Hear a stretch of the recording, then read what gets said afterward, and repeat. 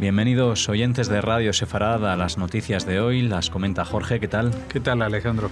Y ahora les hablamos de los titulares. La propuesta de Podemos de proyectar el documental Gaza en la Asamblea de Madrid es rechazada por el resto de grupos. Comienza la conferencia de Varsovia sobre Medio Oriente con la presencia de 60 países y la ausencia de Rusia e Irán. Netanyahu asume la autoría israelí del ataque contra objetivos iraníes en el sur de Siria del pasado domingo. 1.408 voluntarios finlandeses participaron en unidades nazis en atrocidades contra civiles en Ucrania, la mayoría judíos. Estos son los titulares, volveremos después con la agenda cultural. La portavoz del partido Podemos en la Asamblea de Madrid, Clara Serra, ha defendido la proyección del documental Gaza en el Parlamento madrileño, una propuesta que han rechazado el resto de grupos que abogan por dejar estos asuntos para otros espacios. Los diputados de Podemos, Isabel Serra y Hugo Martínez Abarca, propusieron proyectar Gaza el 20 de febrero en el Salón de Actos de la Asamblea en un acto abierto a los ciudadanos y con debate posterior, después que el cardenal Carlos Osoro, arzobispo de Madrid, obligara a suspender en el centro parroquial de San Carlos Borromeo la proyección de este documental, que ha ganado recientemente un premio Goya. El portavoz del PSOE, Miguel Ángel Gabilondo, ha dicho que el documental Gaza no les incomoda en absoluto, pero considera que hay que proyectarlo en otros espacios. El portavoz del PP ha dicho que en la Asamblea se dedican a aprobar leyes, controlar al gobierno y celebrar reuniones con personas de la sociedad civil, apuntando que la proyección de documentales nos llevaría a un camino sin retorno. Bueno, primero vamos a decir que Podemos ya había intentado hacer en esta Asamblea de Madrid una declaración como siempre, anticonstitucional e ilegal de zona libre de apartheid israelí, como han hecho en algunas otras ayuntamientos y comunidades autónomas, y que fue rechazada por todos los demás. Y pocas semanas después, pues este documental, que le han dado el premio, se lo han dado como documental. Lo que pasa es que yo no entiendo cómo se categoriza y si existe una categoría de cine publicitario político, porque eso es lo que es este supuesto documental sobre Gaza. Lo he visto y no hablo por lo que me contaron, ¿eh? O sea, que lo he visto en la página del País y me parece un panfleto mal hecho, porque aparte, como ya he comentado aquí, pues se notan las costuras y se notan cómo le retuercen la oreja a un niño que había dejado de llorar, pobrecito, y entonces para que sea más dramático el tema, ¿no?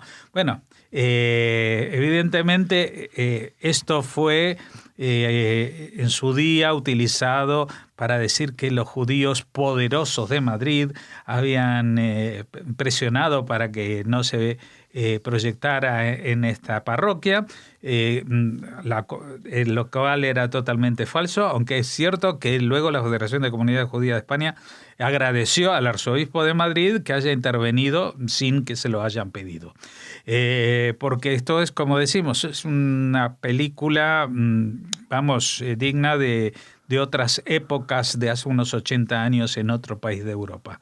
Y a mí lo que más me inquieta es, más allá de que los de Podemos siguen dando la lata con este tipo de historias y contándonos milongas sobre los problemas que pasan tan lejos sin mirar lo que pasa aquí, a mí lo que me inquieta un poco son las declaraciones de los que estuvieron en contra. Es decir, no estaban en contra por lo que significaba este documental, sino porque, al contrario, el portavoz del PSOE dijo que este documental no les incomoda en absoluto. Es decir, como que si lo dan en otro sitio, él irá a verlo porque le parece maravilloso. Solo que, bueno, que hay otros espacios, que no hay que hacerlo dentro de eso. Y el del PP dijo algo que parecía muy distinto, pero que en realidad suena también bastante cercano, es decir, que la Asamblea está para otra cosa, para controlar al gobierno, aprobar leyes, y que no está para proyectar documentales, porque justamente el argumento de la portavoz del partido Podemos es que en la Asamblea de Madrid se hacen otros actos fuera de legislar y este tipo de historias de las que hablaba el del PP, aprobar leyes, controlar al gobierno, celebrar reuniones con personas de la sociedad civil. Porque bueno, uno puede pensar, por ejemplo, el acto de homenaje a las víctimas del Holocausto. Pues eso es un acto... sí, es con personas de la sociedad civil, pero no son reuniones. Entonces, me hubiera gustado que hubieran dicho, no es que no hacemos este documental porque este no es el sitio, sino porque ese documental es una bazofia. Y hay que decirlo con todas las letras, esto es una bazofia. La Conferencia de Varsovia sobre Oriente Medio, un encuentro organizado conjuntamente por los gobiernos de Polonia y Estados Unidos, tendrá lugar entre este miércoles y jueves en la capital polaca, donde más de 60 países estarán representados, entre ellos España. Según los organizadores, la reunión tiene como objetivo abordar los problemas de seguridad en la región, algo que Irán ha interpretado como una excusa para alentar políticas contrarias a sus intereses, lo que ha llevado a Teherán a intentar boicotear la cita de Varsovia desde su anuncio el pasado enero. Sin embargo, los intentos de Irán no parecen haber surtido efecto.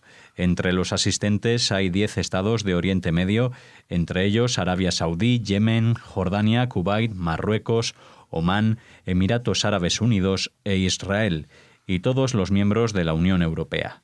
Una decena de países ha renunciado a asistir a esta reunión a nivel ministerial, entre ellos Rusia, la Autoridad Nacional Palestina y el propio Irán. Francia y España son los dos grandes países de la Unión Europea que no acuden a esta cita de Varsovia con una representación de máximo nivel político. Sí, la verdad que digamos que de España me lo esperaba, pero no de Francia, ¿no? Pero bueno, recordemos que Francia es uno de los mayores defensores del fallido acuerdo del 2015 entre Irán y el grupo de 5+1 para desactivar su plan nuclear, del cual se ha retirado en Estados Unidos, etcétera, etcétera. Bueno, Rusia, como comentamos, junto con Irán y con Turquía, preparan para esa fecha una cumbre alternativa, podríamos llamarlo en términos antisistema. Fíjate lo que te digo, O sea, una cumbre que ponemos a Putin al frente de los antisistema, que serían todo el resto de los países más o menos civilizados o que tienen intereses directos en Oriente Medio, que son Estados Unidos, la Unión Europea y los países que viven alrededor de ese horno donde se cuece lo peor de los enfrentamientos, ¿no? Pero no olvidemos que también esto es un sitio especial, una cumbre muy especial en la que van a estar, aparte del primer ministro, el jefe de gobierno israelí, Netanyahu, van a haber representantes de altísimo nivel de los países árabes. Vamos a recordar Arabia Saudí, Yemen, Jordania, Kuwait, Marruecos, Omán, Emiratos Árabes Unidos, que eso es, por lo menos estos son, creo que falta uno o dos de la lista, pero son países que en este momento se han posicionado de forma más o menos evidente en contra del papel militar protagónico que quiere asumir Irán a través de su influencia y su presencia en Siria especialmente, que también ya ha conseguido en Irak y que ahora respaldará también en Líbano a través del grupo Hezbollah. Lo que no me gusta de la redacción de esta noticia, pero lo he dejado para que la gente lo vea, es que dicen una decena de países ha renunciado a asistir a esta reunión, entre ellos Rusia, la Autoridad Nacional Palestina, como si fuera un país. Un país se supone que es un Estado independiente que es reconocido por un organismo internacional. Y que yo sepa, la Autoridad Nacional Palestina no es ningún país, ¿no?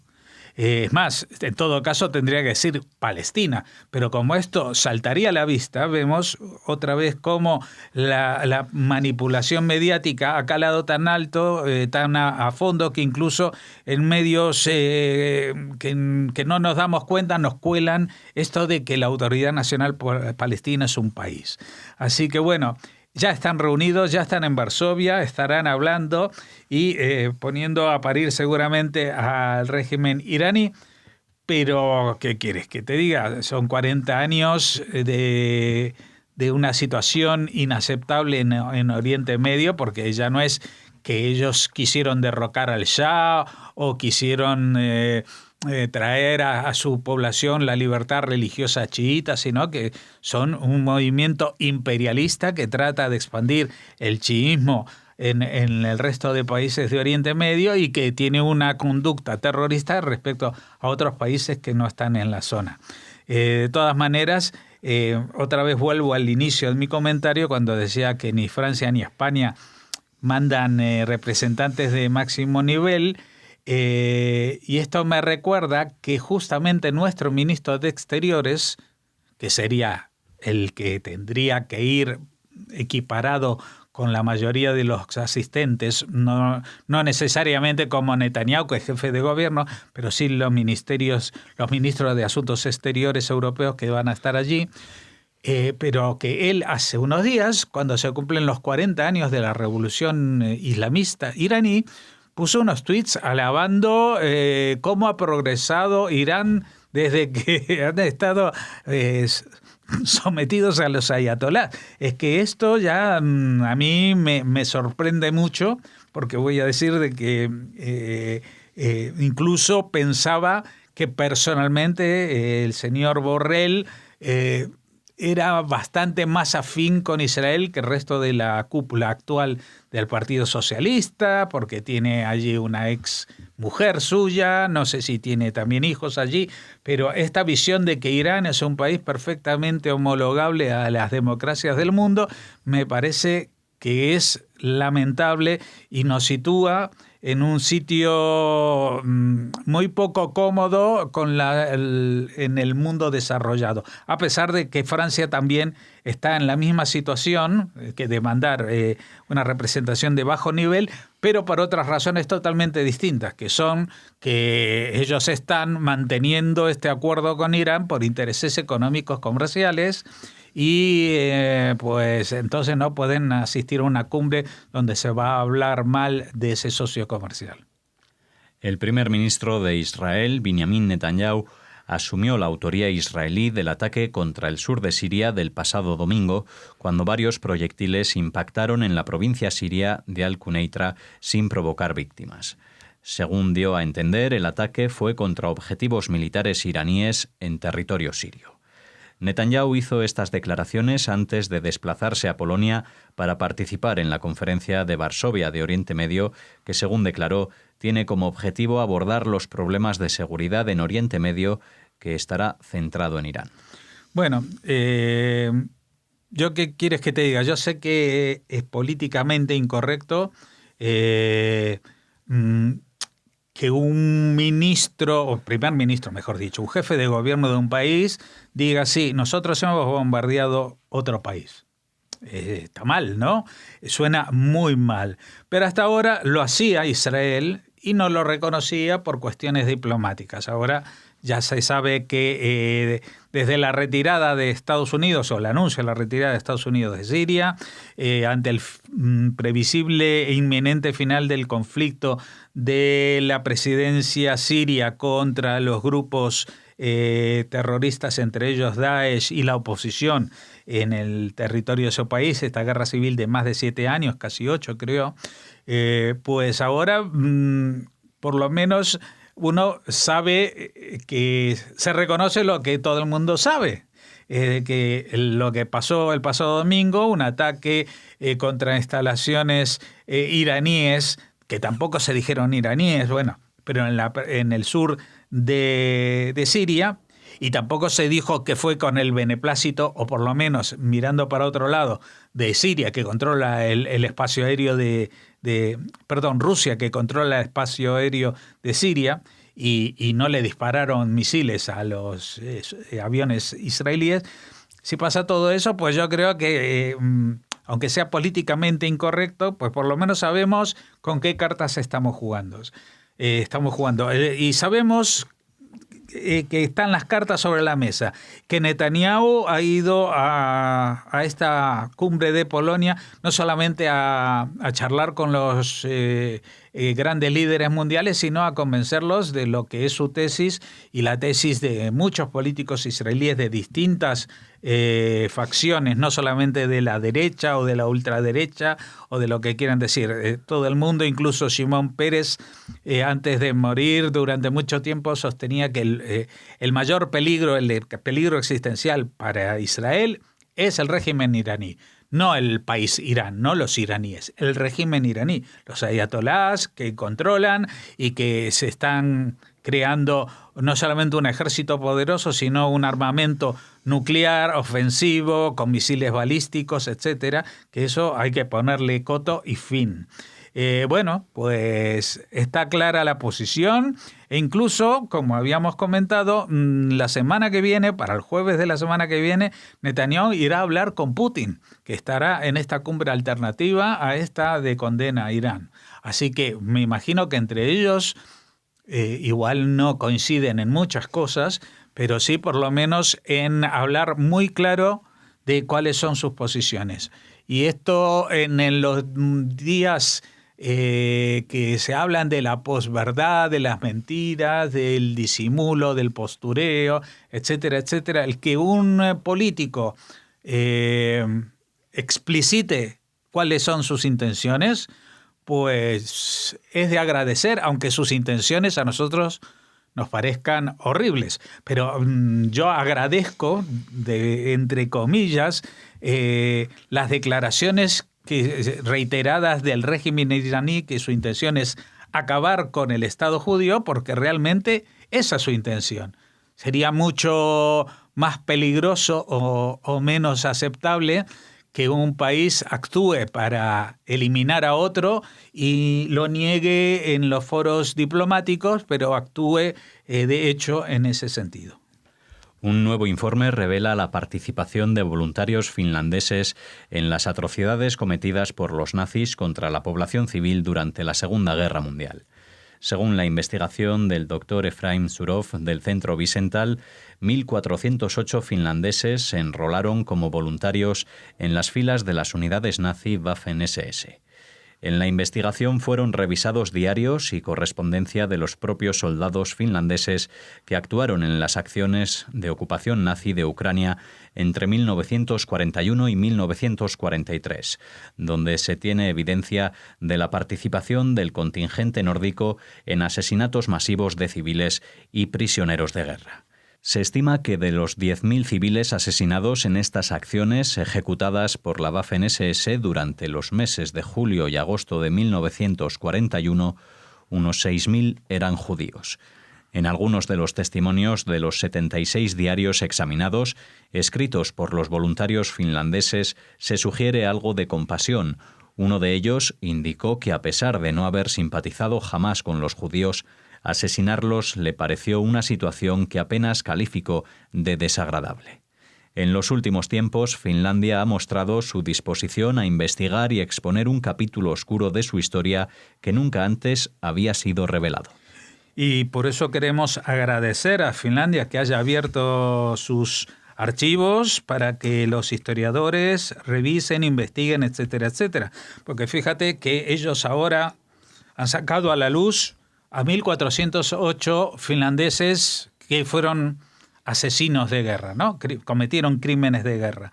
Bueno, la pregunta es, ¿tú te crees que en el resto de los países europeos hay menos gente que esta que participó de mano con los nazis?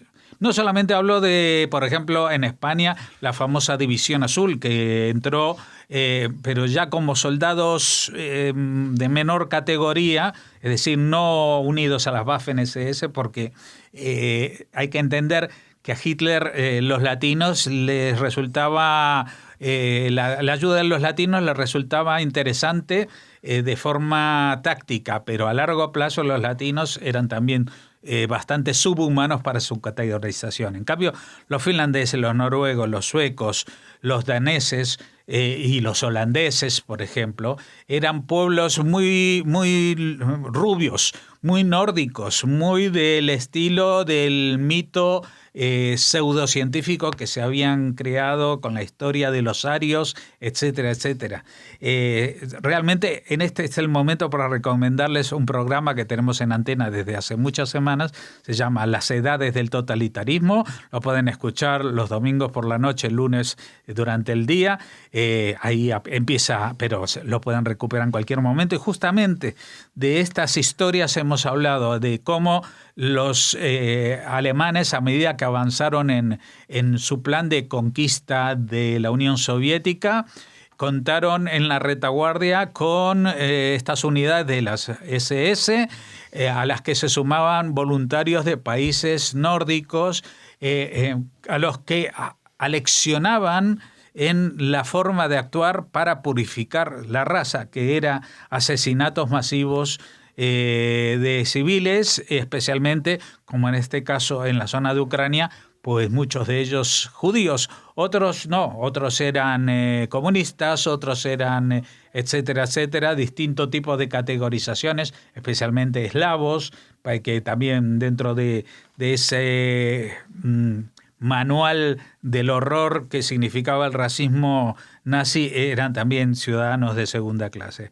Así que, nuevamente, nuestras felicitaciones por la valentía de Finlandia de salir a mostrar qué es lo que pasó, y animamos a que lo mismo suceda en otros países que han tenido un relato hasta ahora bastante benigno. Por ejemplo, Dinamarca incluso ha recibido una medalla como país justo entre las naciones por haber salvado a sus judíos y haberlos evacuado a Suecia, que era en ese momento neutral, pero quizás, y no quizás, porque lo sabemos, también entre los daneses hubo gente que colaboró con los nazis y que actuó en este frente cometiendo crímenes de guerra. Y convendría que ellos también asumiesen esa parte, aunque sea mínima, pero que la verdad tiene que ir para todas partes, también para lo bueno y también para lo malo.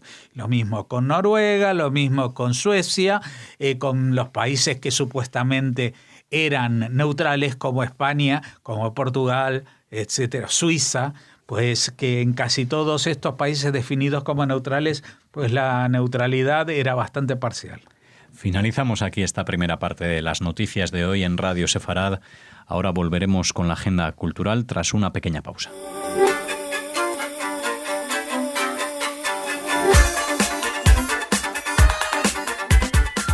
Pasamos ya a esta segunda parte de las noticias de Radio Sefarad, a la agenda. Hola, Alex. ¿Qué tal, Raquel? Me he adelantado. Hola a todos. Pues empezamos. Es que estoy nerviosa porque hay un libro muy interesante que les queremos presentar. De hecho... en el Día de la Radio, que no lo hemos dicho. En el Día de la Radio, es verdad. Felicidades a todos los que escuchan la radio. Por supuesto. Y a todos los que la hacen.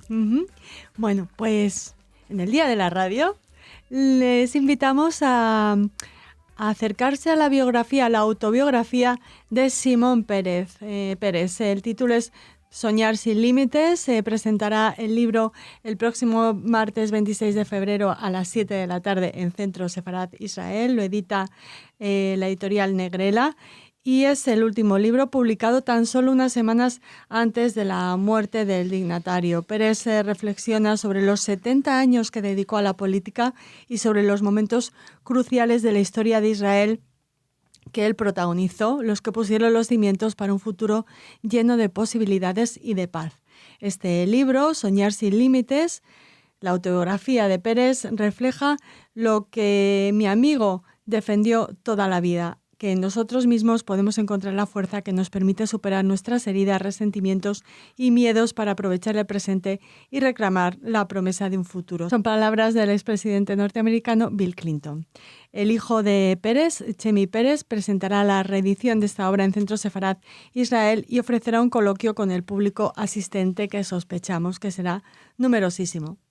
Muy bien, pues así es como abríamos la agenda y continuamos con ella ahora, con poca información, pero seguro que contundente. Sí, y un poco triste la siguiente noticia porque nos ha dejado la superviviente de la Shoah, Ania Fuchs de Warszawski. Ella nació en Tarnopol, entonces Polonia y hoy Ucrania, en 1921. Ha fallecido con 98 años en nuestro país, en Galicia. Ella tuvo la amabilidad de ofrecernos su testimonio aquí en Radio Sefarad, un testimonio que recuperaremos mañana. Pero queríamos hacernos eco del fallecimiento de Ania Fuchs.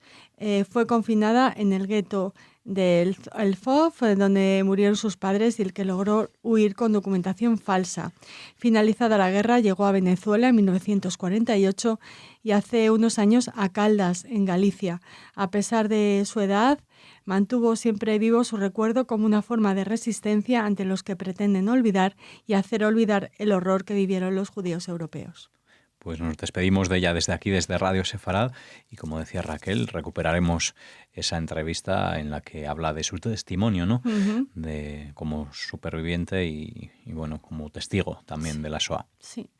Y terminamos presentándoles al representante israelí para el Festival de Eurovisión. Ya hay representante. Ya hay representante israelí. No hay canción, pero hay representante.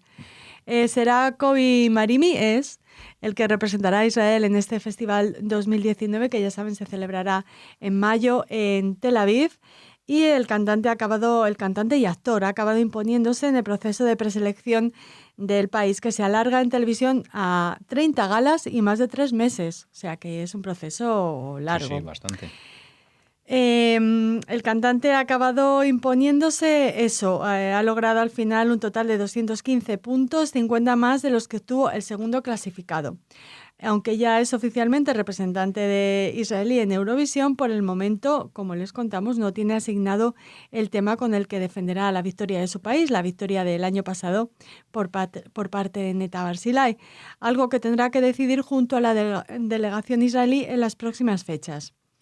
La gala en la que se alzó vencedor contó con la presencia de Neta como invitada estelar y además estaban los últimos 4 aspirantes del proceso de selección, de los cuales 3 eran mujeres y solo había un hombre, el vencedor final, Kobi Marimi.